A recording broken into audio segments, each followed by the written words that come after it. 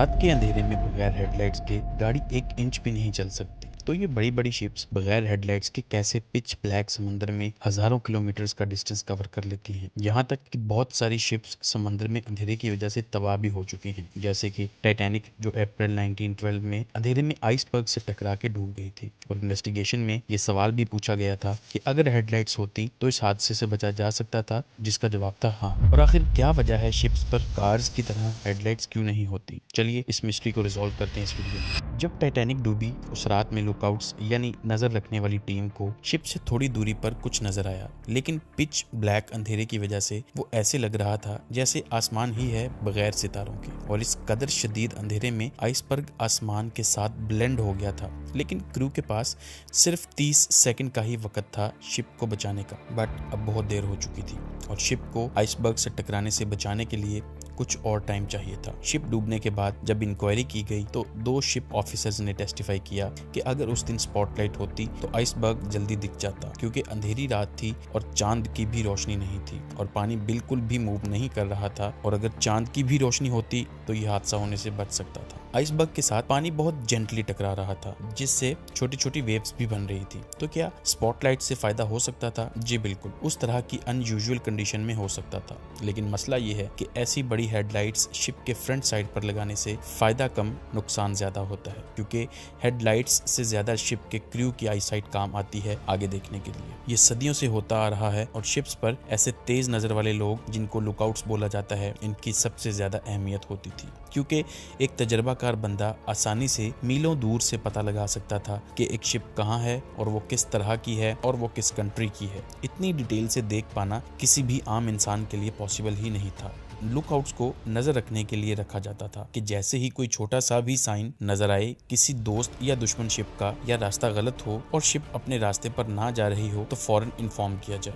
लुकआउट्स रात के वक्त भी बहुत ही अच्छे तरीके से अंधेरे में देख सकते थे और टाइटैनिक के लुकआउट्स ने कामयाबी से आइसबर्ग देख भी लिया था। लेकिन जब आइसबर्ग का पता चला, उस वक्त शिप सिर्फ 1500 फीट दूर थी आइसबर्ग से और काफी हद तक शिप की डायरेक्शन चेंज भी हो गई थी। लेकिन फिर भी थोड़ा सा हिस्सा टकरा ही गया, जिससे शिप में पानी भरने लगा। सदियां गुजर गई, लेकिन आज भी हर शिप पर लुकआउट्स मौजूद होते हैं, चाहे जितनी मर्जी टेक्नोलॉजी एडवांस हो जाए। दिन के वक्त शार्प विजन होना बहुत अच्छी चीज है, लेकिन नाइट विजन उससे भी ज्यादा इंपॉर्टेंट है, ताकि सख्त अंधेरे में आगे और साइड्स पर देखा जा सके। जैसे हाईवेज पर लेन्स होती हैं और हर गाड़ी अपनी अपनी लेन में चलती है, समंदर में बीकन्स एंड बॉयज पानी में वाटर लेन्स बनाते हैं, जिससे हर शिप अपनी अपनी लेन में चलती हैं। इस तरह अंधेरे में शिप्स को देखना आसान हो जाता है, ताकि शिप्स आपस में ना टकरा जाएं। रात के वक्त दूसरी शिप्स पर चल रही कुछ मखसूस लाइट्स को देखकर एक शिप की डायरेक्शन का पता चलता है, और अगर ये लाइट्स ना चल रही हों किसी शिप पर, तो शिप्स के आपस में टकराने के चांसेस बढ़ जाते हैं। देखें, एक शिप के लेफ्ट पार्ट पर रेड लाइट लगी होती है और राइट साइड पर ग्रीन लाइट, और एक लाइट बिल्कुल टॉप पर एंटेना पर लगी होती है, जो हेडलाइट तो नहीं होती। लेकिन ये लाइट अगर चल रही है और साथ में रेड और ग्रीन लाइट भी ऑन है, तो इसका मतलब है वो शिप डायरेक्टली आपकी तरफ आ रही है। अगर सिर्फ रेड लाइट चल रही होगी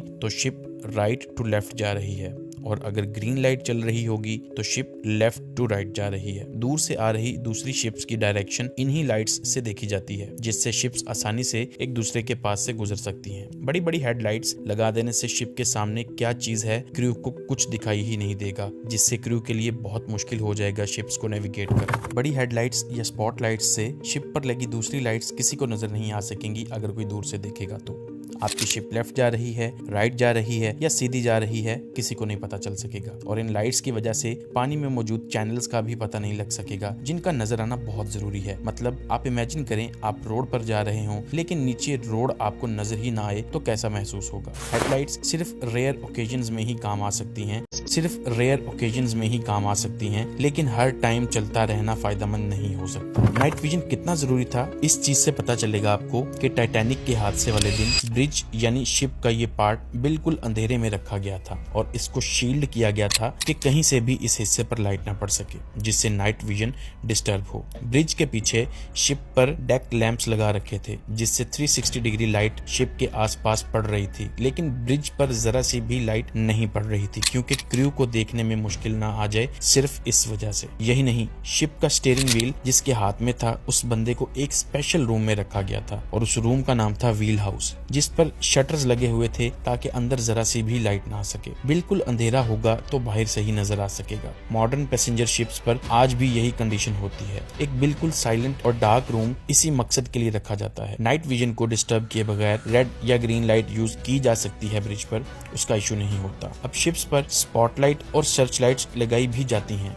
जो जरूरत के वक्त काम भी आती हैं, लेकिन टाइटैनिक पर लो पावर्ड स्पॉटलाइट जो बो के पास लगी होती तो हादसा होने से बच सकते थे। अगर टाइटैनिक पर ऐसी लाइट लगी होती तो वो फिर भी यूज नहीं होनी थी, क्योंकि उस रात की कंडीशन बहुत ही खराब थी और ऐसी रात बहुत ही कम देखने में आती है। अगर एक शिप फॉग से घिरी होगी तो स्पॉटलाइट से कम दूसरी शिप्स को वार्न किया जा सकता है, जिससे हादसा होने से बच सकता है। इस पेंटिंग को अगर आप गौर से देखें जो एक ब्रिटिश आर्टिस्ट केनेथ स्मिथ ने बनाई थी, इसमें देखा जा सकता है कि एक ब्रिटिश शिप ऑस्ट्रियस जो सुएज कनाल से गुजर रही थी 1920 में, उसके बाव में एक स्पॉटलाइट यानी हेडलाइट लगी हुई थी। इसको सुएज लाइट भी बोला जाता है, जो सिर्फ तब यूज की जाती है जब कोई शिप सुएज कनाल से गुजर रही हो, क्योंकि ये कनाल इतनी नैरो है कि एक छोटी सी गलती हो गई तो शिप स्टक हो जाएगी।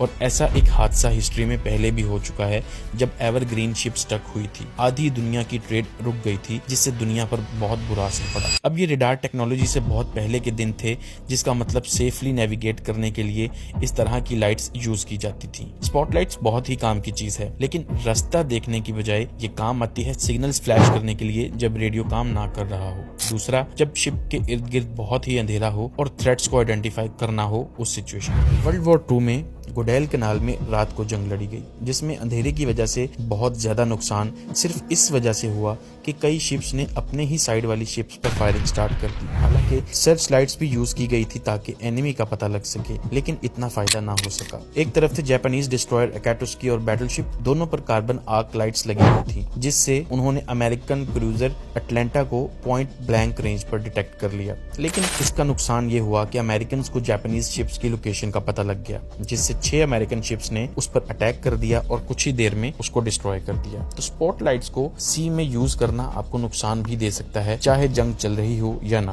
तो फिर कैसे बड़ी बड़ी शिप्स इस दौर में बगैर हादसों के आसानी से दूसरी शिप्स के पास से बिल्कुल अंधेरे में नेविगेट कर लेती हैं? इसका आंसर है रेडार टेक्नोलॉजी।